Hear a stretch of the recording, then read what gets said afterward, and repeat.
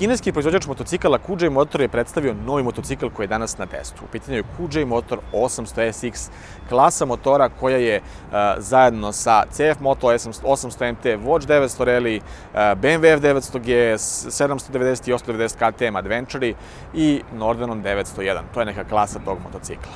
Ova varijanta je SX ili ti Adventure varijanta, dok postoji i obična SRT 800 varijanta koja je Touring varijanta. Dobrodošli u moj novi video, ja sam Šone, vi gledate Šone San YouTube kanal, a danas na testu imamo QJ Motor SRT 800 SX, ovogodišnji 2024 model. Kao što sam rekao, šta mu je konkurencija, ono što nisam rekao je da ovu mašinu pokreće paralelni twin, 799 kubnih centimetara zapremine, koji razvija 91 konjsku snagu na nekih 9000 obrtaja i 77 Nm obrtnog momenta pri nekih 8000 obrtaja u minuti.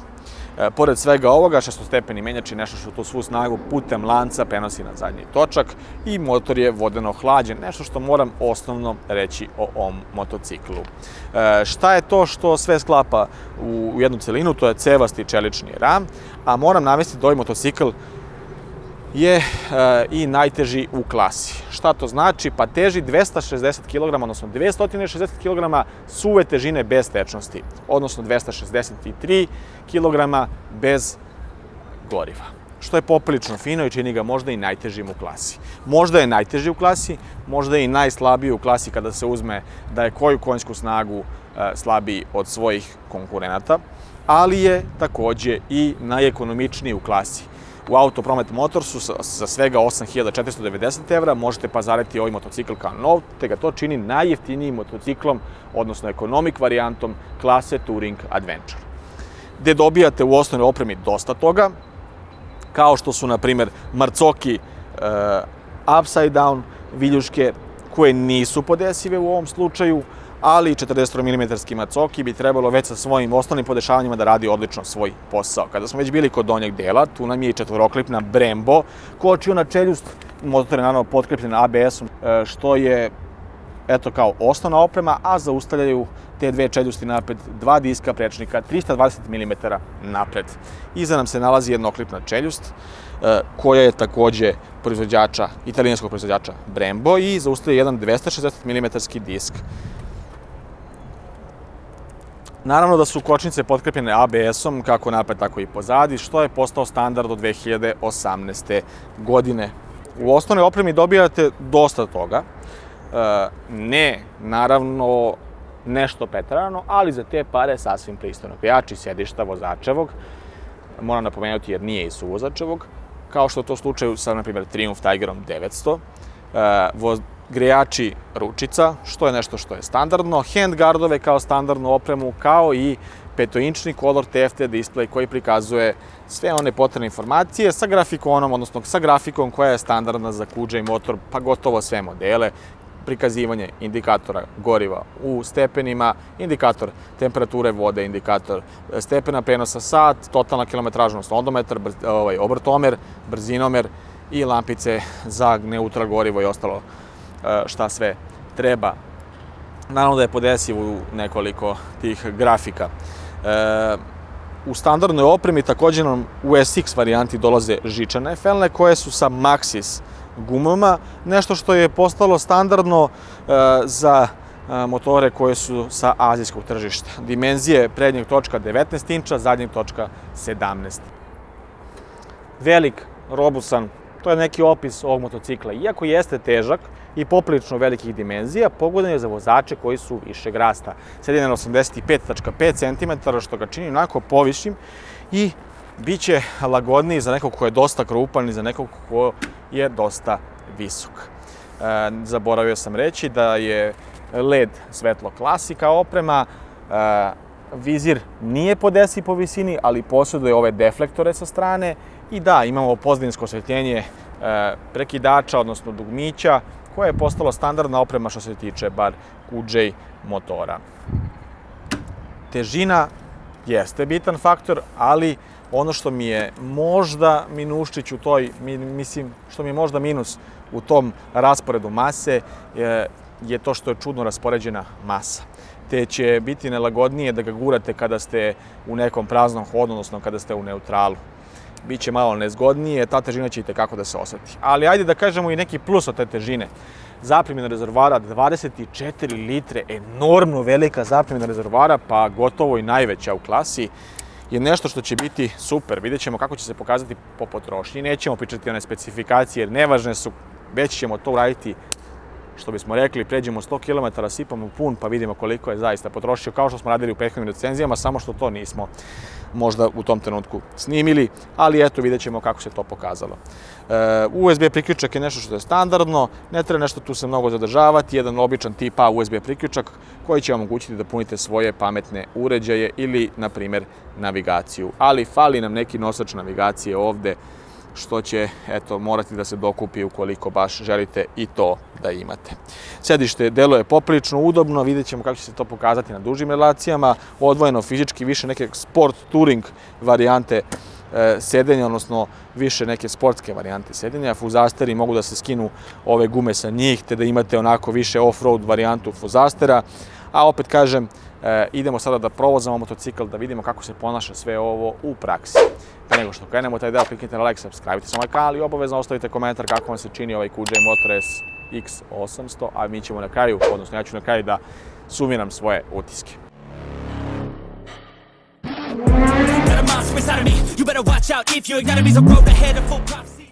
Sad ćemo malo drugačije da krenemo.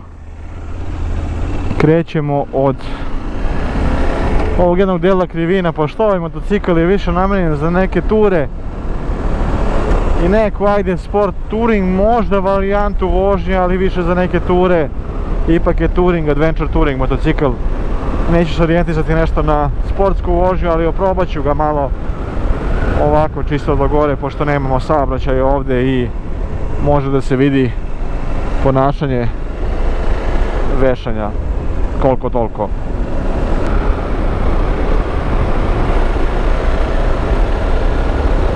Evo ga onaj vaš način vožnje strana na stranu.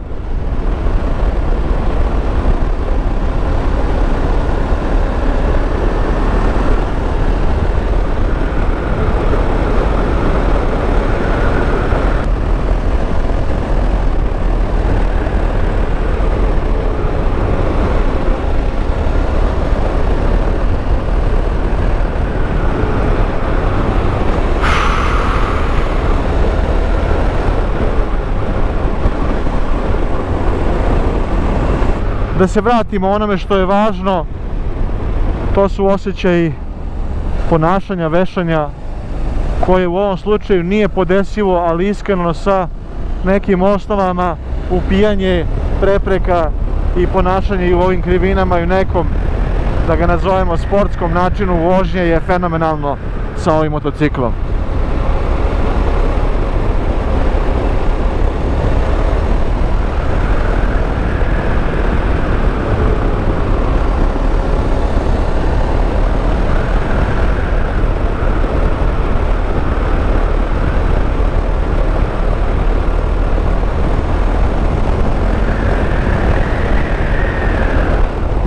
Fino je, precizno, nije sad naravno neki Olins i sve, ali zadovoljavajuće, sasvim pristojno, jako se lepo i lagano vozi u pogledu lakoće vožnje.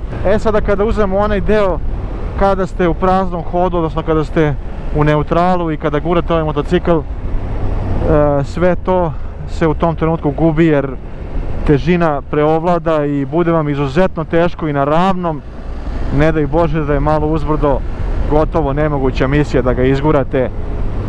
Pretežak i nekako je jako čudno izbalansiran, pričam u tom nekom delu praznog hoda. Ovako nije loše, mada se osjeća da je nekako težina gurnuta ka napred, onako fino. Položaj je klasični sport touring, gotovo klasični sport touring, s tim da je sedište možda blago nagnuto ka napred pod nekim uglom. Koliko god delovalo udobno na početku, na već preko 20 km osjeća se da to zaista i nije. Neudobnost je nešto što je nažalost okarakterisalo ovo sedište i ovaj motocikl i nešto što mi je jedan minus jer to ne bi trebalo bar da bude na ovom motociklu. Kako meni, tako i mom kamermanu koji je probao ovaj motocikl kod nas je već 7-8 dana, a ja sam lično prešao sa njim gotovo 400 km. I neudobnost je nešto što je za pričam vozača opis sedenja. Klasični položaj, ruke su onako poprilično široko, opuštene su u ramenima, opuštene su i u laktovima, znači nisu on skroz zategnute ruke, opet to zavisi naravno od vaših dimenzija ruku. Širina je negdje na gotovo 2 šake od svake strane ramena, što je jedan onako lagodan položaj za duže vožnje i neće biti opterećujući ukoliko izuzmemo sjedište koje taj deo kvari. Potapanje zadnjeg kraja prilikom jakih kočenja nije toliko veliko, te opruge nisu toliko omekšane, odnosno mekane u samom vešanju i neće biti onog osjećaja da je jako brzo potone kraj prednji, što je naravno loša stvar, ali ovdje toga nema, što je eto pohvalno da sa tim nekim fabričkim podešavanjima bude zaista onako dobro. Evo već na 20 km osjećam nelagodu na zadnjici. Isprednjeni ste prilikom sedenja, noge su vam savijene blago u kolenima ka nazad. Značajno je za tourer motore da to bude što manje, jer pre svega pritisak na kolenima treba da bude što manji kako bi lagodnija vožnja bila. U ovim fabričkim podešavanjima, kada pređete preko većih rupa, osjeća se prenos udara na zadnji kraj, što se i može čuti u delu videa. Jako čudan zvuk motora i odaje vam utisak kao da se u određenim trenucima sve unutra raspada bukvalno, ali prosto to je normalan zvuk za ovaj motocikl. Kada pričamo već kod zvukova, bučniji menjač onako fino nije baš nešto ultra precizan, tako da morate vi korigovati tu preciznost, jer ukoliko niste dovoljno stisli polugicu ka gore, ume da izbaci iz brzine, što mi se desilo nekoliko puta, ali opet kažem, korigovao sam nekako malo čvršćim potezanjem polugice ka gore i to se više nije dešavalo, ali bučniji je svakako i nije ultra precizan. Prebacivanje stepena prenosa na gore i na dole će svakako biti bučno i sam menjač po sebi pravi određenu dozu buke. Kada pričam već o menjaču, moram pomenuti i kvačilo, da je nešto što ne treba da vas začudi ukoliko se čuje. Ovaj motor je već prešao 3500 km i na puštanju polugice kvačila i stiskanju se menja zvuk kvačila. To je očigledno normalno ovdje, ne treba da vas čudi, ali bučnost kvačila je nešto što je, pa ne bih zamerio, ali stavkica koja mi se ne sviđa nešto preterano. Povišen guverner, odnosno upravljač, dodaje također dodatno na toj nekoj lagodnosti pri vožnji i to svakako čini da nemate napadni ugao sedenja na motoru. Ovako, kada već pričamo oko tog dela, pričat ću i o interfejsu i izgledu. Dosta podsjećaju jedni na druge. Ono što razlikuje, na primjer, 800SX iz prednjeg kraja su također ona bočna svetla napred i toga dosta definiše drugačije na odnosu na 700 model i na odnosu na 550 model, koji su jako slični, odnosno gotovo ista šasija, mislim, odnosno ista šasija samo sa drugim agregatom. Ovdje je to malo drugačije i ovaj ovdje vizir nam je više nekako kao da je rally sa ovim deflektorima dodatnim, ali kao da je rally nego kao da je putni, ali zbog toga što je ovo SX varijanta, odnosno off-road varijanta. Udar vetra će na autoputu biti poprilično fin upravo zbog toga što je jako nizak vizir. U SX varijanti treba će vam dodatni deflektor gore za vrh vizira, ne biste li se u potpunosti zaštitili od udara vetra. Preći ću na Color TFT ekran koji je identičan na modelima 700, sa sve grafikom koja je skoro na svim modelima ista. Ono što zameram je da je na maksimalnoj osvjetljenosti pri jakom suncu jedva vidljiv ekran i to je nešto što treba očekivati. Sada sunce ne ide direkt u ekran, ali u trenutku kada ide očekujte da će vam vidljivost bukvalno biti jako mala na ekranu i samim tim ćete se pomučiti da vidite neke informacije ukoliko se ne vodite svojim osjećajima. Enormno veliki rezervoar će vam dati zaista enormno veliku autonomiju. Sad ono što je mene zbunilo što na zvaničnom sajtu QJ motora piše 24 litra, dok u nekom delu piše 19 litara. Šta je od ta dva istina, zaista ne znam, jer došao je sa delom goriva i ja sam to dopunio, istestirali smo njegovu potrošnju i ona je ultra mala, što je veoma pohvalno za ovaj motocikl, te sa svojih 4,5 litre zaista dolazi onako na jedan veoma ekonomičan motocikl, kao i sa cijenom od 8.490 evra, što ga čini najjeftinijim u klasi. Ukoliko ne dobijate najviše snage kao što ne dobijate, tu ste negdje u newton metrima kao sa konkurentima, nemate podesivo vešanje i neku silnu baš opremu, opet dobijete mnogo jeftiniji motor sa nekim ekonomičnim rješenjima kao što su potrošnja i kao što je fino podešano vešanje, iako nema nikakvih podešavanja, pričam naravno za fabrička podešavanja. Kvalitet izrade je kao i na modelima 700 i 550, naravno da nije na nekom nivou BMW-a, ali je na zaista onako finom nivou. Fali da stignu CF Moto kvalitet izrade, ali su jako kompetentni, posebno kada uzmemo u obzir da je njihova targetna, odnosno njihova ciljna grupa u drugom segmentu cijena i ono što se nudi. Evo vidite, sada bukvalno je jedva vidljiv kada su udari sunčevih zraka direktno na ekran, gotovo da se ništa i ne vidi. U standardnoj opremi dobijate finu opremu i taj punjač USB i taj Color TFT display, pozadinsko osvjetljenje, handgardove i sve.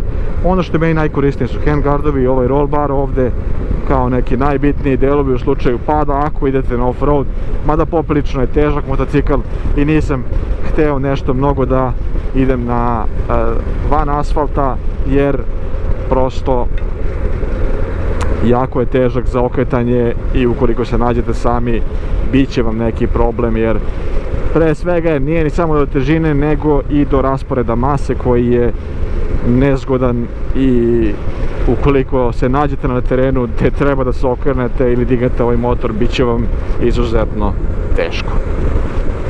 Snage ima fino, ne osjeća se, lepo se nosi sa težinom, nije sada ni najbrži u klasi ni najsnažniji, ali zadovoljavajuće i ono što sam i očekivao od 91 konjske snage na ovom dvocilindrašu. Lepo se nosi sa svime, dok u nekim delovima na uzbrdicama možda treba smanjiti stepen prenosa kada ste sa suvozačem i prtljagom, ne biste li izvršili brzo preticanje.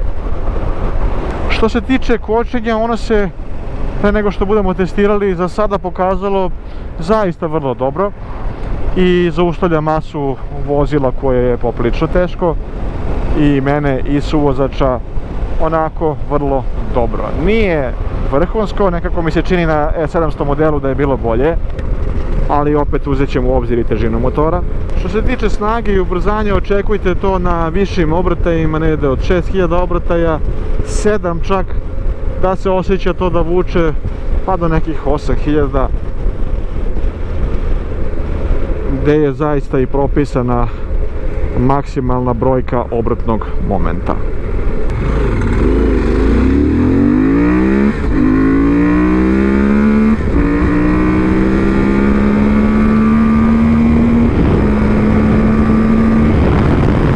Ajmo kočenje sa zadnjom. Da, čuju se bukvalno gume kako škripe. Nije kao na SRT 700, bolje kočenje na 700.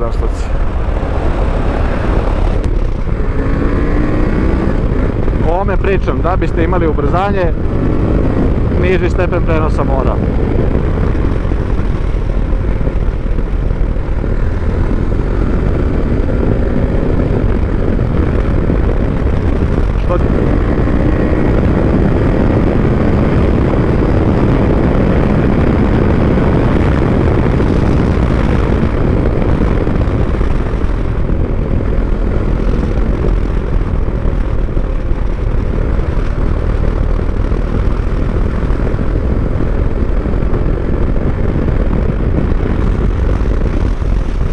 I da idemo na finalne utiske, ocjenjivanje i sumiranje svega.